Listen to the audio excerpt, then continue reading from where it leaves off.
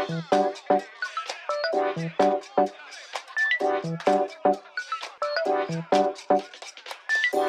sahabat baca dan pembelajar bahasa dimanapun kalian berada, bertemu lagi dengan saya Wawan Yulian dalam channel pembelajaran bahasa Indonesia.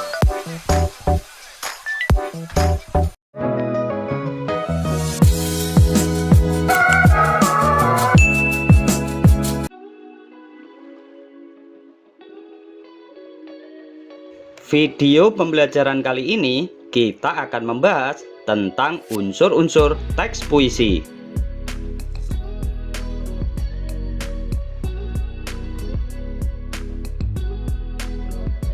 Setelah mempelajari materi ini, kalian diharapkan mampu merinci unsur-unsur puisi. Materi pembahasan dalam video pembelajaran ini sebagai berikut. 1. Majas dalam puisi. 2. Irama dalam puisi. 3. Penggunaan kata berkonotasi. 4. Kata-kata berlambang dalam puisi. Dan 5. Pengimajinasian dalam puisi.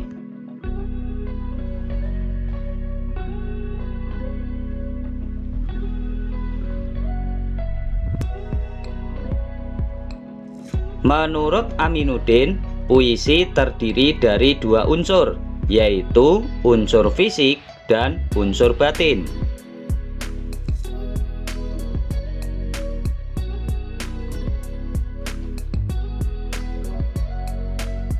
Struktur fisik puisi terdiri atas diksi, pengimajian, kata konkret, bahasa figuratif atau majas, versifikasi atau persajakan, dan tipografi atau perwajahan. Sedangkan struktur batin puisi terdiri dari tema, perasaan, nada, suasana, serta amanat atau pesan yang terkandung dalam puisi.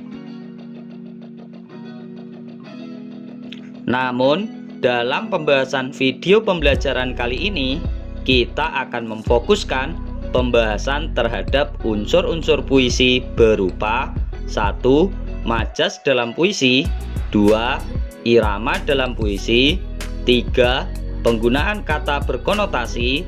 4. Kata-kata berlambang dalam puisi. Dan 5. Pengimajinasian dalam puisi.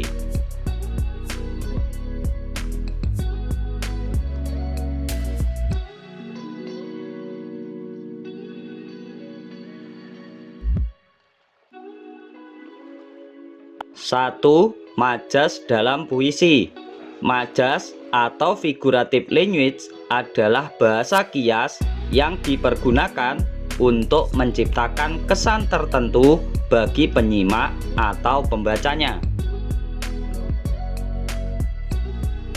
Bahasa kias yang dipergunakan dapat berupa perbandingan, pertentangan, perulangan, dan perumpamaan.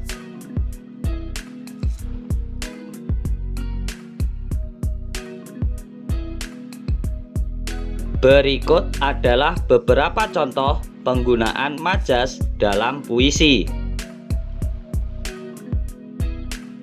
A. Majas personifikasi adalah majas yang membandingkan benda-benda tidak bernyawa seolah-olah memiliki sifat seperti manusia. Contohnya, tak ada yang lebih tabah dari hujan bulan Juni. Kutipan puisi tersebut memperbandingkan sifat hujan yang seolah-olah memiliki sifat tabah sebagaimana manusia.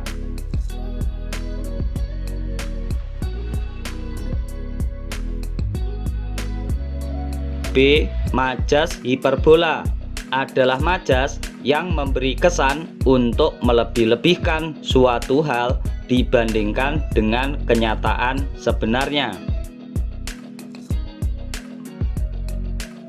Contohnya, kulitnya putih seputih susu, wajahnya bersinar menyilaukan mata, membuat hati bertanya-tanya mampukah aku memilikinya?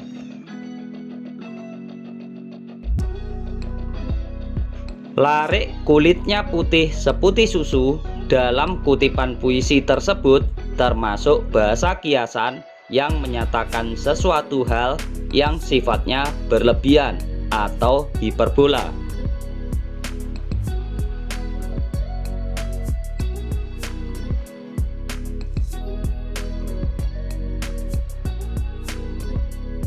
C. Majas simile atau asosiasi adalah bahasa kiasan yang menyatakan suatu perumpamaan secara langsung dengan membandingkan suatu hal yang hakikatnya berbeda namun dianggapnya sama dengan menggunakan kata pembanding.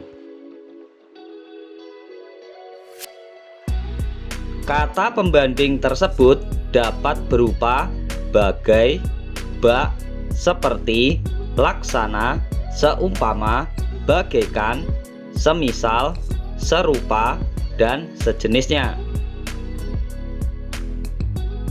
Contohnya, kau bagaikan angin, mengalun lembut di sela hatiku, berdesir bagai semilir, menyejukkan jiwaku. Lari kau bagaikan angin dalam kutipan puisi tersebut mengisyaratkan perbandingan atau perumpamaan antara kau dan angin dengan menggunakan kata pembanding bagaikan.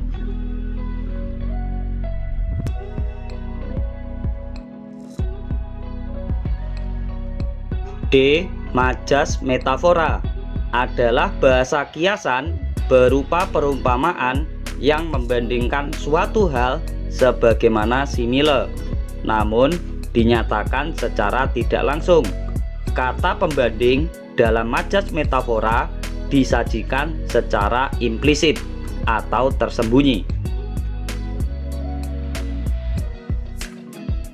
Contohnya, kau bercahaya, kau disuka, kau dicinta, kaulah bintang di hatiku.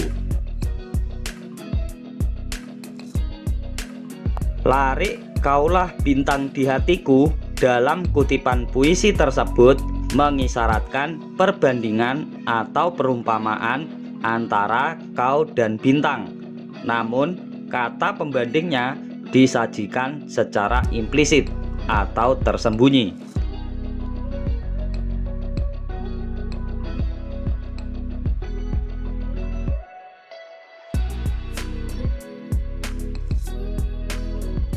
E. Majas ironi merupakan majas untuk mengungkapkan sindiran dengan menggunakan pertentangan di dalamnya. Penggunaan pertentangan dalam majas ironi bertujuan untuk memperhalus sindiran tersebut. Contohnya, dalam gelap cahaya kota, kami bisa tertawa. Dalam setiap dengkuran anak yang kelaparan, kami bisa tersenyum memandangi bakul dan piring yang tak kunjung terisi. Kutipan puisi tersebut menyatakan suatu sindiran yang mempertentangkan suatu keadaan seseorang yang masih bisa tersenyum walaupun dalam keadaan kelaparan.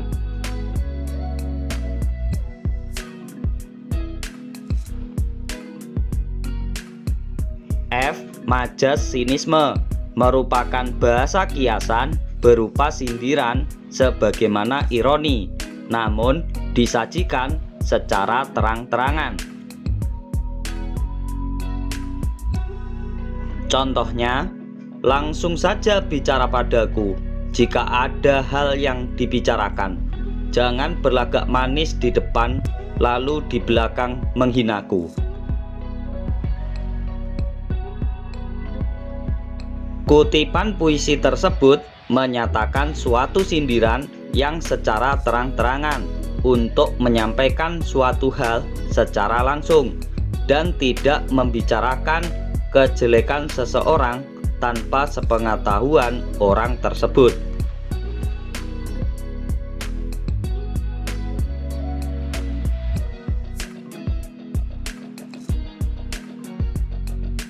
G.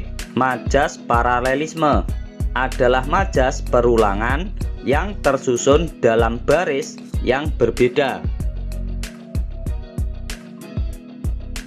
Contohnya, tak ada yang lebih tabah dari hujan bulan Juni. Dirahasiakannya rintik rindunya kepada pohon berbunga itu. Tak ada yang lebih bijak dari hujan bulan Juni.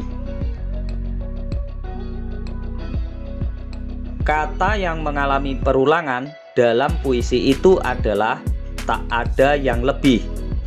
Kata-kata itu berulang pada setiap baitnya.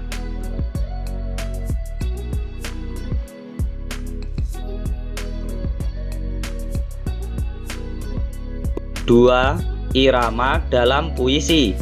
Irama atau musikalitas adalah alunan bunyi yang teratur dan berulang-ulang. Irama berfungsi untuk memberi jiwa pada kata-kata dalam sebuah puisi, yang pada akhirnya dapat membangkitkan emosi tertentu seperti sedih, kecewa, marah, rindu, dan bahagia ataupun sejenisnya. Jika kalian mencermati kembali puisi Hujan Bulan Juni, irama puisi itu diekspresikan dengan lembut sebagai perwujudan dari rasa kagum dan simpati. Hal itu tampak pada kata-kata pujian yang ditujukan pada hujan bulan Juni yang bersikap tabah, bijak, dan arif.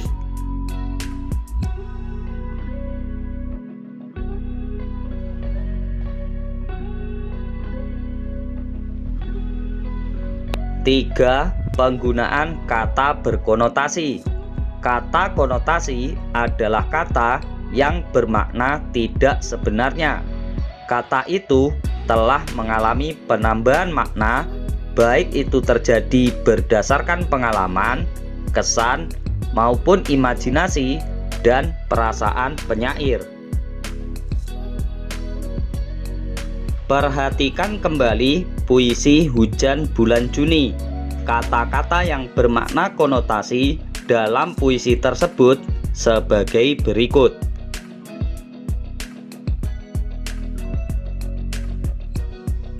Kata hujan memiliki makna dasar air yang turun dari langit, sementara makna konotasinya adalah perbuatan baik. Kata jejak-jejak kaki, makna dasarnya adalah tapak, namun makna konotasinya adalah pengalaman hidup. Kata jalan, makna dasar atau makna denotatifnya adalah tempat untuk melintas, sementara makna konotatifnya alur kehidupan. Kata akar, makna denotatifnya adalah bagian terbawah dari pohon, sementara makna konotasinya adalah awal kehidupan.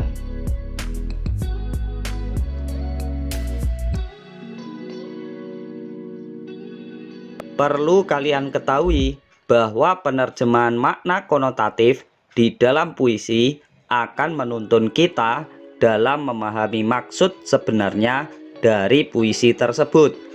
Hanya saja, pemaknaan itu bisa saja berbeda-beda di antara orang yang satu dengan orang lainnya. Banyak faktor yang menjadi penyebabnya. Di antaranya adalah tingkat pemahaman terhadap kata, penguasaan terhadap pengimajian puisi, tingkat latihan, dan berbagai pengalaman pribadi.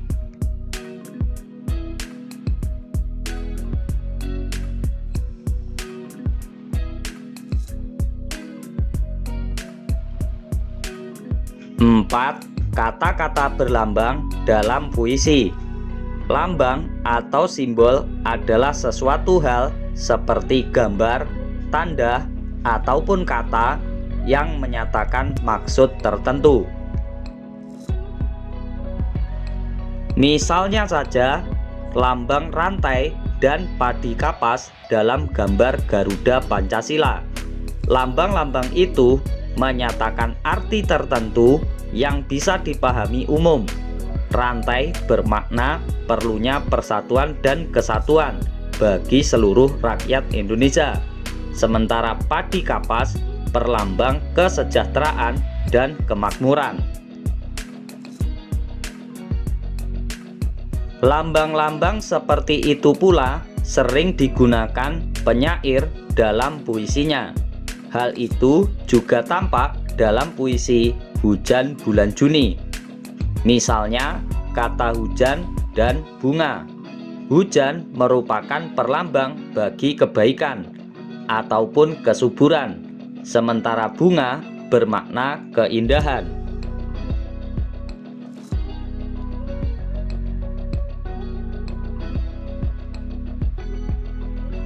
Lima, pengimajian dalam puisi. Pengimajian adalah kata atau susunan kata yang dapat menimbulkan khayalan atau imajinasi. Dengan daya imajinasi tersebut, pembaca seolah-olah merasa, mendengar, atau melihat sesuatu yang diungkapkan penyair.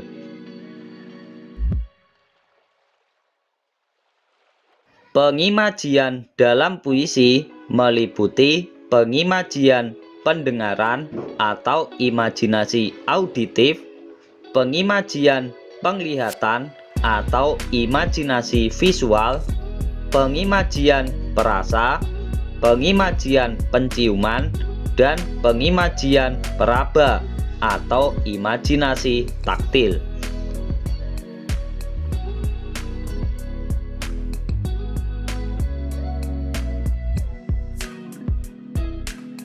Mari kita cermati contoh pengimajian dalam kutipan teks puisi berikut.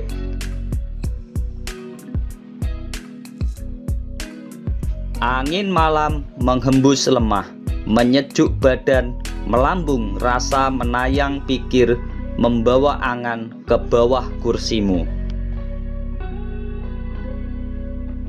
Kata-kata menghembus dan menyejuk dalam kutipan teks puisi tersebut membangkitkan pengimajian peraba.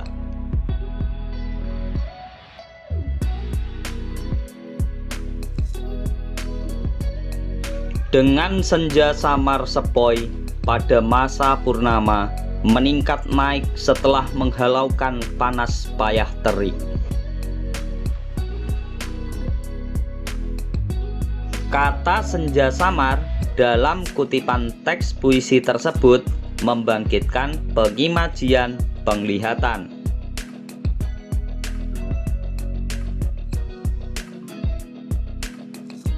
Bila bulan menegur salam dan sahdu malam bergantung di dahan-dahan.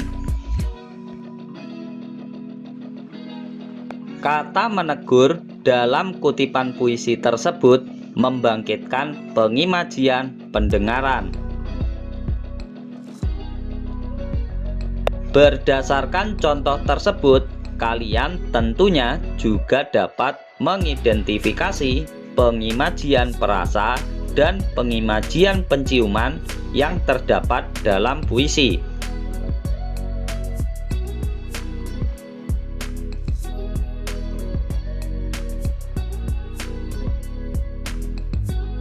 Umpan balik kegiatan belajar. Petunjuk belajar. 1. Cermatilah puisi berikut.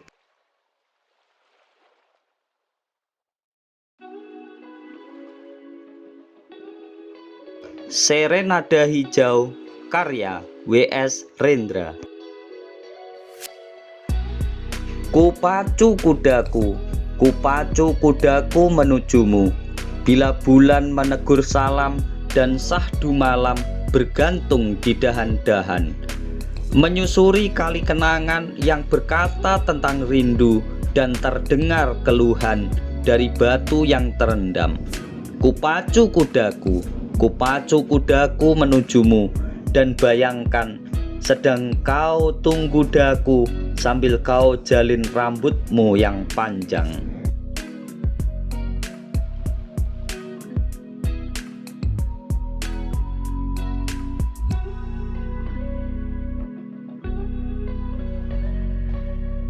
2. Setelah mencermati puisi tersebut, silahkan diskusikan unsur-unsur puisi berikut. A. Majas apa saja yang ada dalam puisi Serenada Hijau? B. Bagaimana irama yang tergambar di dalamnya? C. Temukan pengimajian-pengimajian yang terdapat dalam puisi Serenada Hijau.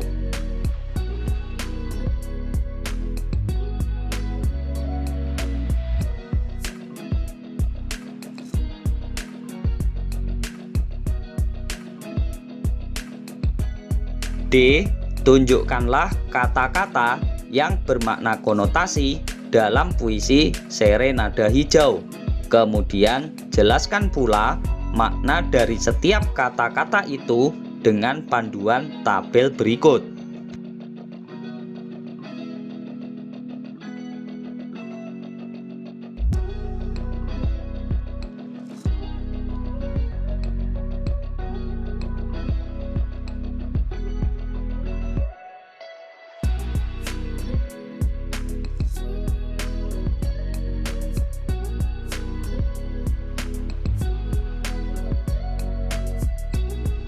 Terima kasih telah menyimak video pembelajaran ini.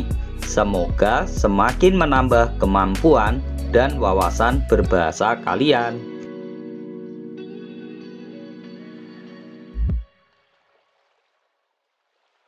Jangan lupa berikan dukungan kalian terhadap video pembelajaran ini dengan cara memberikan subscribe, like, dan share video ini ke teman-teman kalian agar kita dapat belajar bersama tentang materi-materi pembelajaran bahasa Indonesia yang lainnya.